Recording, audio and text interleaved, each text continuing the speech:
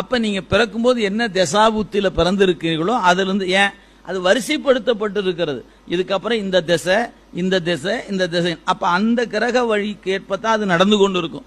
அப்ப இதுல விதி மீறல் என்பது அது திருவருளால நடப்பு, நாம கையில் இல்லை. நீங்க விதிக்கப்பட்டது நடந்துகிட்டே இருக்கும். அதுல ஏதாவது மாற்றம் வருமானால் அதற்கு ஏதேனும் ஒரு கருணை, ஒரு ஞானியினுடைய பார்வை அல்லது தெய்வ வழிபாடு உங்களுக்கு நடக்க வேண்டியதை தடுத்திருக்கும் அல்லது குறைச்சிருக்கும், நீக்கி இருக்கு. அது நீங்க அவருக்கே அவர் சொல்வார், உனக்கு இப்படி ஒன்று நடந்திருக்கணுமே, இல்லைங்களே, இல்லையா தசா புத்தி கட்டம் சொல்லுது நடந்திருக்கணும் பார், இல்லைங்கய்யா நடக்கல. அப்பனா நீ என்ன பண்ற சொல்லு.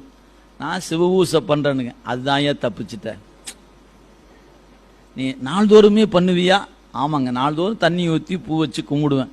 ஓ நல்லா பண்ணிட்டு வாயா, அந்த சிவபூசை தான் உன்னை காப்பாத்தி இருக்குது, இல்லைன்னா இந்நேரம் உன் நிலைமை நீ ஆளே இருந்திருக்க மாட்ட. அப்படிங்கும்போது அந்த பூசை நம்மளை காப்பாத்தி இருக்கு என்ற அறிவு அப்பதான் வாய்க்கும். இதெல்லாம் தாங்க விதி விலக்குகள்.